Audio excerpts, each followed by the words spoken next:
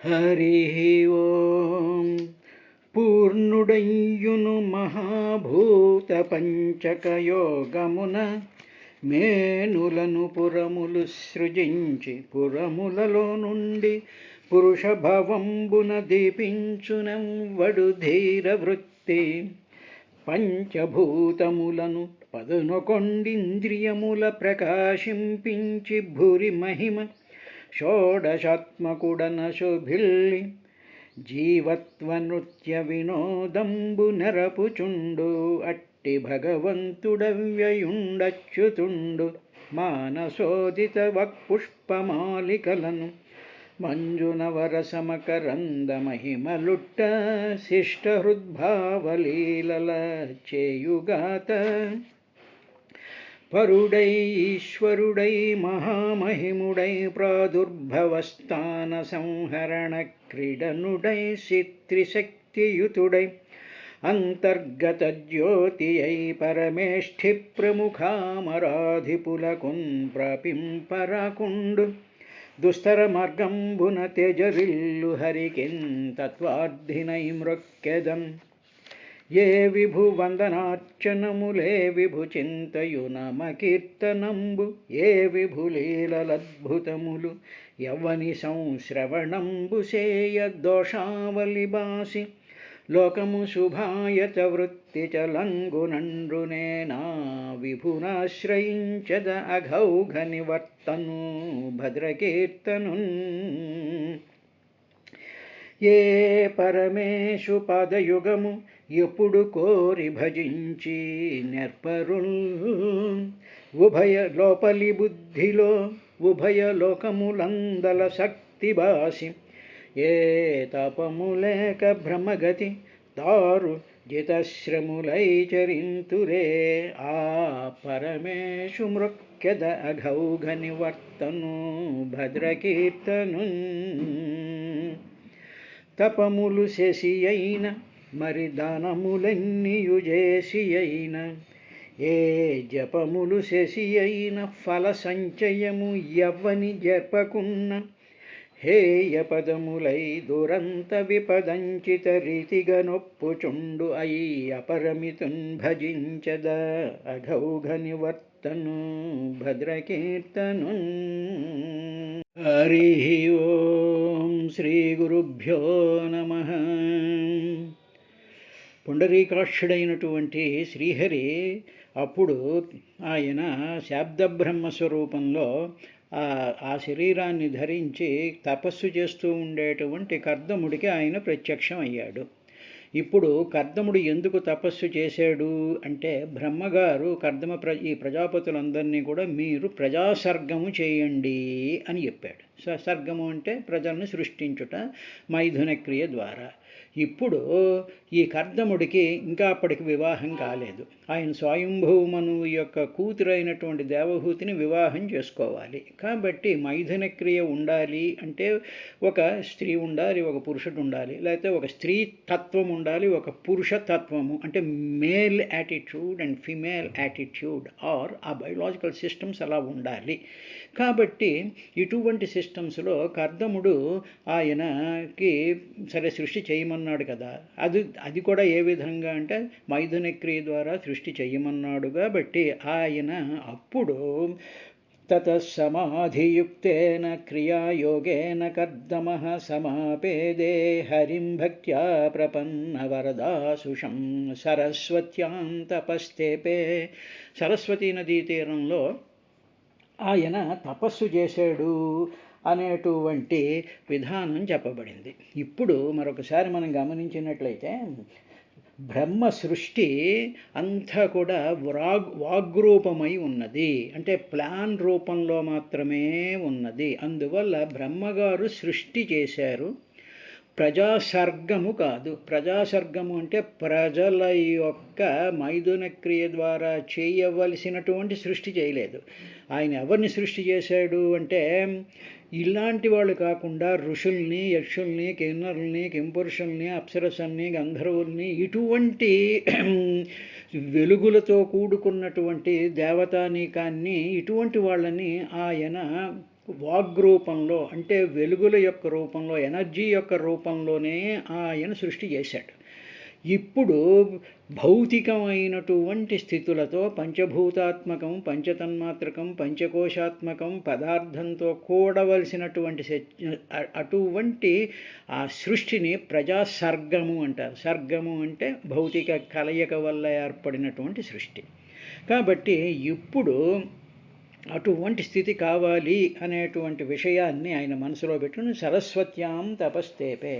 ఇప్పుడు సరస్వతి అంటే ఏమిటి అంటే బ్రహ్మగారి యొక్క ఆ వేదస్వరూపం అంతా కూడా వాక్ రూపంలో, సరస్వతి అంటే వాగ్దేవత అంటాంగా, వాక్ రూపంలో అంటే మంత్రాల రూపంలో, మంత్రాలలో పదాలుంటాయి, పదాలలో భావాలుంటాయి, భావాలలో అర్థం ఉంటుంది. ఆ అర్థం యొక్క దాన్ని మనం ఒక ఆచరణలో పెట్టినట్టయితే అది క్రియాత్మకంగా అవుతుంది. కాబట్టి సరస్వతీ నదీ తీరము అంటే బ్రహ్మ యొక్క సృష్టిలో, బ్రహ్మగారి యొక్క వేదస్వరూపమైనటువంటి సృష్టిలో జ్ఞానం అనేటువంటిది నిరంతరము కూడా ప్రవహిస్తూనే ఉంటుంది. అలా ప్రవహించేటువంటి జ్ఞానాన్ని పట్టుకుని దాని ద్వారా ఆ ప్రొసీజర్స్ అన్నిటినీ కూడా కర్దముడు చేయడం కోసం అని చెప్పి ఆయన తపస్సు చేశాడు అన్నారు. అయిన తర్వాత నిన్న చెప్పాను, శాబ్దం బ్రహ్మ అదదత్ వపుహు అంటే శబ్ద బ్రహ్మ స్వరూపమైనటువంటి జ్ఞానాత్మకమైనటువంటి శరీరాన్ని ధరించి శ్రీ మహావిష్ణువు ఆయన ముందు వచ్చాడు.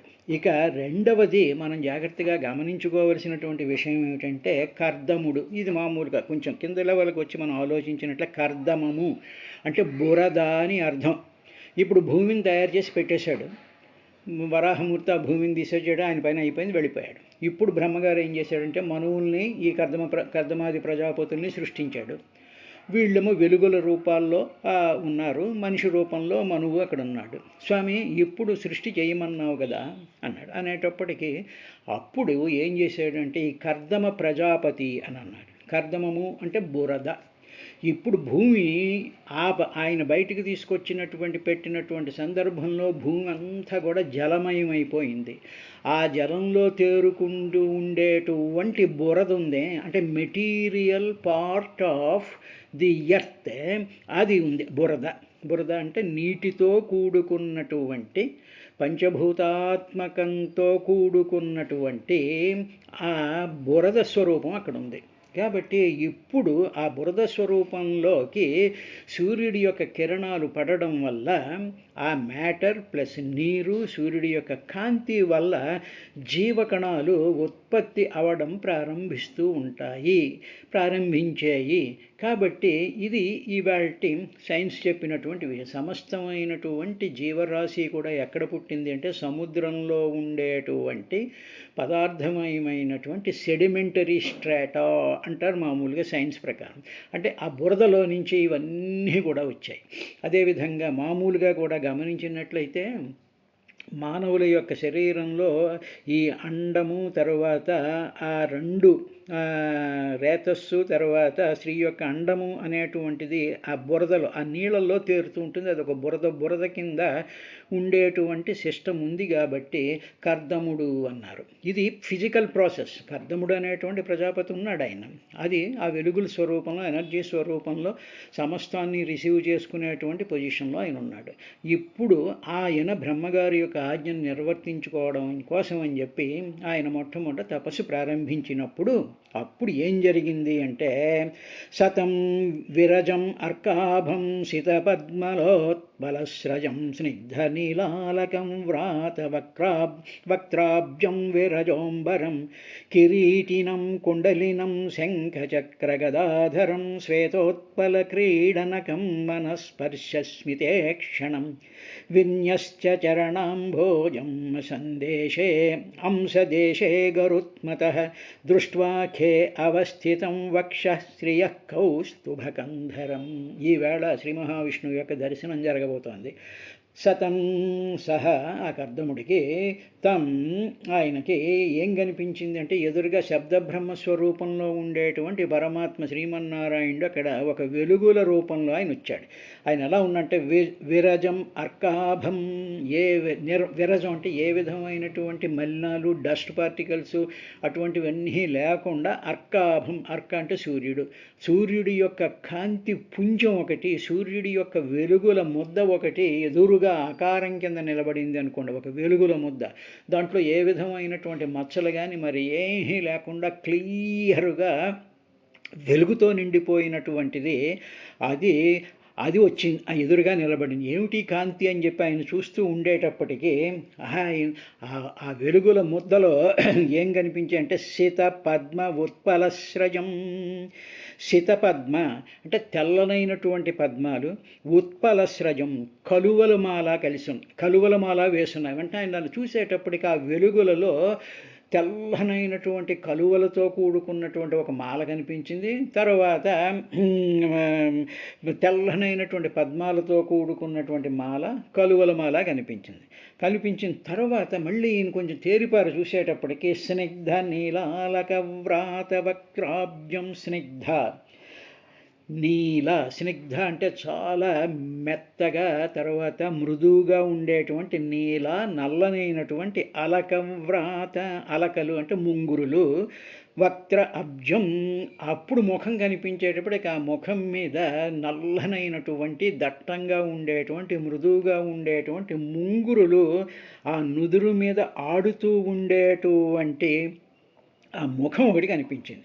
కనిపించిన తర్వాత ఏమిటి ఇలా కనిపిస్తోంది ఏమిటి అని చెప్పి ఆయన చూస్తూ ఉండేటప్పటికీ కొంచెం కిందకి దృష్టి చెప్పాడు. వేరాజో అంబరం, వేరాజ అంబరం, అంబరం అంటే ఒక తెల్లనైనటువంటి వస్త్రం కట్టుకున్నాడు. ఆ వస్త్రం మీద ఏమీ మచ్చలేదు, తెల్లనైనటువంటి సూర్యకాంతి ప్రభావంతో ఉండేటువంటి దాని మీద తెల్లనైనటువంటి ఒక అంబరాన్ని అంటే ఒక పంచెని కట్టుకుని కనిపించాడు. కనిపించిన తర్వాత ఏమిటి ఇలా కనిపిస్తోంది అని చెప్పి మళ్ళీ ఒకసారి ఇలా పైకి ఎత్తి చూసేటప్పటికీ కిరీటినం కుండలినం శంఖచక్ర గదాధరం.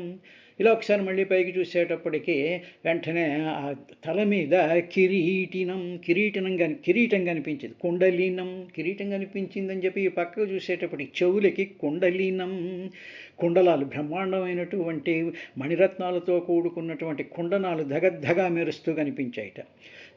ఏమిటి ఇలా ఉంది అని చెప్పి చూసేటప్పటికి శంఖ చక్ర గదాధరం, అందులో వెనకాల రెండు చేతుల్లోనూ శంఖం చక్రం, ఒక చేత్తోనేమో గద ఉంది. అలా కనిపించింది. ఏమిటివి ఈ ఆయుధాలు ఏమిటి ఇలా కనిపిస్తున్నాయి? శ్వేత ఉత్పల క్రీడనకం. తరువాత ఇంకో చేయి ఖాళీగా ఉందిగా, నాలుగో చేతిలో శ్వేత ఉత్పలం తెల్లనైనటువంటి ఉత్పలం కలు ఒకటి చేత్తో పట్టుకుని ఆయన క్రీడనం దాన్ని ఇలా ఊపుతూ ఉన్నట్ట. ఇలా ఊపుతూ ఉండేటువంటి ఆ స్వరూపాన్ని చూసిన వెంటనే అది ఏం చేసింది అంటే ఆ రూపం మనస్పర్శ అస్మితే క్షణం. అప్పుడు ఆయన ఒక్కసారి ఆయన కళ్ళ వైపు చూసేటప్పటికీ ఆయన యొక్క చూపు ఇలా కనిపించినటువంటి ఆ శ్రీమన్నారాయణుడి యొక్క చూపు మనస్పరిషితం వెళ్ళి ఆ ఎదురుగా నిలబడి ఉన్నటువంటి కర్దముడి యొక్క హృదయాన్ని స్పృశించింది. వెళ్ళి ఒక్కసారి వెళ్ళి ఆ చూపు వెళ్ళి ఆయన హృదయంలో ఆయన మనస్సులో వెళ్ళి తగులుకునేటప్పటికి మనసంతా గిలిగింతలు పెట్టినట్టు, ఏదో ఒక కల్లోలం జరిగినట్టు, లేకపోతే ఒక రకమైనటువంటి కదలిక ఆ చూపు వెళ్ళి ఆయనకి ఆ కర్దముడి యొక్క మనస్సుకి ఆ స్పర్శ, ఈ క్షణం చూపులనేటువంటి స్పర్శ వెళ్ళి అక్కడ తగిలిన తర్వాత అప్పుడు చూసేట ఏమిటి మనసంతా కూడా ఇలాగా ఉల్లాసం చెందిపోతోంది, ఏదో ఒక ఆహ్లాదం పొంగిపోతోంది అని చెప్పి ఆయన ఇలా చూసేటప్పటికి ఇంకా ఆయన ఎక్కడున్నాడు అంటే విన్యశ్చ చరణాంభోజం అంశదేశే గరుత్మత దృష్ట్వాఖే అవస్థితం. ఈ రూపం అంతా ఎక్కడుందా అని చెప్పి చూసేటప్పటికి అది భూమి మీద లేదు, భూమి మీద లేకుండా ఆకాశంలో ఆ స్పేసులో అవస్థిత అక్కడ కనిపిస్తూ ఉందట ఆ రూపం. కనిపిస్తూ ఉండేటప్పటికి ఆయన ఎలా ఉన్నాడంటే విన్యశ్చ చరణాంభోజం అంశదేశే గరుత్మత, గరుత్మంతుడు కనిపించాడు. గరుత్మంతుడి మీద అటొక కాలు ఇటొక కాలు వేసుకుని, అంటే గరుత్మంతుడు భుజాల మీద ఆయన కూర్చుని ఉన్నాడు. అంటే ఆ కాలు ఇటు ఈ కాలు ఇటు వేసి ఆయన కూర్చుని ఉండేటప్పటికీ, ఓహో, గరుత్మంతుడు మీద ఆకాశంలో అలా నిలబడి ఈయన కనిపించాడు అనుకుని దృష్ట్వా ఆయన చూసేటప్పటికీ వక్షస్థలం వైపు మళ్ళీ చూస్తే ఆ వక్షస్థలం మీద శ్రియం లక్ష్మీదేవి కౌస్తుభకంధరం కౌస్తుభం మణితో వెలుగుతూ ఉండేటువంటి ఆ మెడ కనిపించిందిట. ఇటువంటి స్థితిని ఆయన చూసిన వెంటనే ఆ కర్దముడికి జాత హర్షోపతన్మూర్ధ్నా క్షితౌ లబ్ధమనోరథ గిర్భిస్త్వభ్యగృణాత్ ప్రీతి స్వభావాత్మా కృతాంజలి. ఆయన అంతవరకు కూడా పరమాత్మ యొక్క శబ్ద వాగ్రూపమైనటువంటి ఆ అనంతమైనటువంటి సత్యం, జ్ఞానం, అనంతం, నిత్యం, శుద్ధం, బుద్ధం, ముక్తమైనటువంటి ఆ సర్వవ్యాపకమైనటువంటి ఆత్మస్వరూపం ఒక వాగ్రూపంలో వాక్కుల ద్వారా ఎక్స్ప్రెస్ చెయ్యగలిగినటువంటి ఒకనొక తేజస్వరూపం ఎదురుగా ఆయనకి ఎప్పుడైతే కనిపించిందో అప్పుడు జాత హర్ష, వెంటనే తన లోపల నుంచి హర్షం జాత పుట్టేసింది. ఎందుకు పుట్టింది అంటే లబ్ధ మనోరథ. ఆయన తపస్సు చేశాడుగా 10,000 సంవత్సరాలు, ఆ శ్రీహరి కోసం తపస్సు చేశాడు. ఆయన ఎలా ఉంటాడో తెలియదు, ఏ రూపంలో ఉంటాడో తెలియదు, ఏమీ తెలియదు. అలా చేసినప్పుడు అమ్మయ్య ఈయనే కాబోలు శ్రీహరి అని చెప్తే లబ్ధ మనోరథ. మనోరథం అంటే కోరిక తీరినటువంటి వాడై జాత హర్ష, మా బ్రహ్మాండమైనటువంటి ఆనందం ఆయనలో పొంగిపోయి పతన్మూర్ధ్నా క్షితౌ భూమి మీద వెంటనే పతన్మూర్ధ తల నేలకి ఆనించేటట్టుగా సాష్టాంగ నమస్కారం పడ్డాడు. మూర్ధ్నా శిరస్సు భూమికి తగిలేటట్టుగా క్షితౌ భూమి మీద ఆ స్వరూపాన్ని చూసి ఆయన కింద పడిన తరువాత గీర్భితు వెంటనే ఆ కనిపించినటువంటి ఆ శ్రీమన్నారాయణ్ణి వచనములతో ఆయన ఏం చేశాడంటే అభ్యగృణాత్ స్తుతించడం ప్రారంభించాడు. ఆ స్తుతించేటప్పుడు ఏం చేశాడంటే కృత అంజలి, మళ్ళీ ఒకసారి లేచి నిలబడి కృత అంజలి, 2 చేతులు కూడా దగ్గరికి జోడించిన వాడే ఏం చేశాడంటే అభ్యగృణాత్ ఆయన స్తుతించడం ప్రారంభించాడు. భగవంతుడైనటువంటి ఆ శ్రీమన్నారాయణుడు ఆ విధంగా రావడం చూసిన వెంటనే ఈ విధమైనటువంటి స్థితి అక్కడ జరిగింది. దానినే పోతన గారు ఆ శ్రీహరి యొక్క రూపాన్ని పద్య రూపంలో ఈ విధంగా చెప్పారు.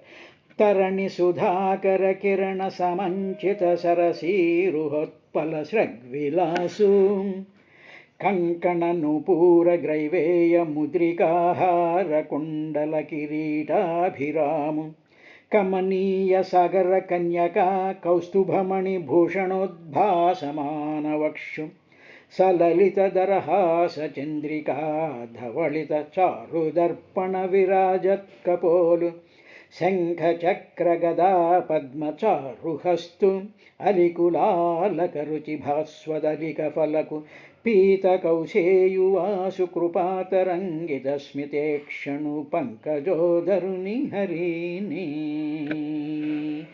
అని చెప్పి ఆయన పోతన గారు కొంచెం అంటే పోతన గారు భగవంతుని తలుచుకున్న వెంటనే ఈ వ్యాస మహర్షి కన్నా కొంచెం ఎక్కువగా ఆయన చెప్తుంటారు. తరణి సుధాకర కిరణ సమంచిత, తరణి సుధాకర కిరణ సమంచిత అంటే చంద్రుడి యొక్క వెన్నెల లాంటి కిరణాలతో కూడుకున్నటువంటి ఆ చల్లనైనటువంటి ఆ వెలుగు రూపంలో ఆయన కనిపించాడు. అంటే అర్కభాష అంటే వెలుగు ఎంతలా ఉంది అంటే సూర్యుడి యొక్క వెలుగు ఎలా ఉంటుందో అలా ఉంది, కానీ అంత వేడిగా ఉందా అనేటువంటి భావం కాకుండా సుధాకర కరణి సమంచిత, ఆ వెలుగంతా కూడా మనస్సుకి ఆహ్లాదం కలిగించేటువంటి విధంగా ఉంది. అటువంటి ఆయన అక్కడ కనిపించిన వెంటనే ఈ కర్దమ ప్రజాపతి ఆయనకి నమస్కారం చేసిన తరువాత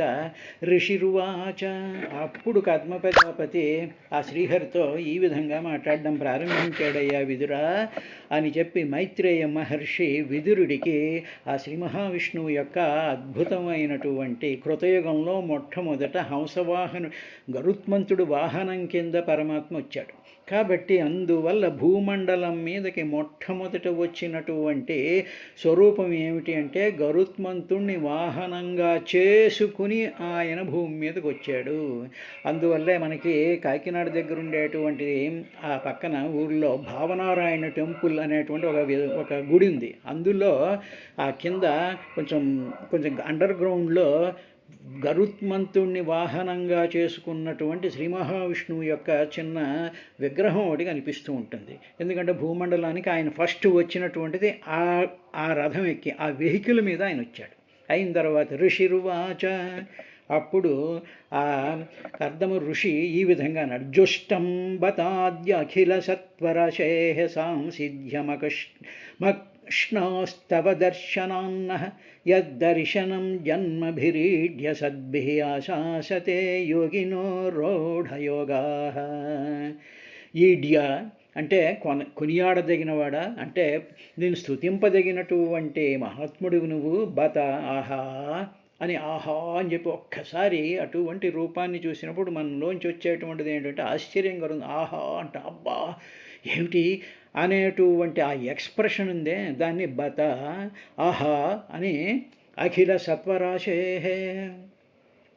నీవు అఖిల సత్వరాశే మొత్తం అంటే ఖిలము లేనటువంటి, అంటే ఏ విధమైనటువంటి మచ్చలు లేనటువంటి సత్వగుణం, పరిశుద్ధమైనటువంటి ట్రాన్స్పరెంట్గా ఉండేటువంటి తేజోమయమైనటువంటి ఆహ్లాదకరమైనటువంటి ఉల్లాసాన్ని ప్రచోదనం చేసేటువంటి ఏ విధమైనటువంటి అశాంతి లేనటువంటి ఆ గుణస్వభావాన్ని సత్వము అంటారు. అంతేకాకుండా ఆ సత్వం అనేటువంటి దాంట్లో బలం కూడా ఉంటుంది, బ్రహ్మాండమైనటువంటి బలం ఉంటుంది సత్వగుణానికి. కాబట్టి అఖిల సత్వరాశే, అటువంటి మహత్తరమైనటువంటి ఆ సత్వగుణం యొక్క రాశిలాగా ఆ సత్వగుణానికి ఆశ్రయమైనట్టుగా అందులోనే సత్వగుణం ఆ బలం ఉండేటువంటి విధంగా తవ నీ యొక్క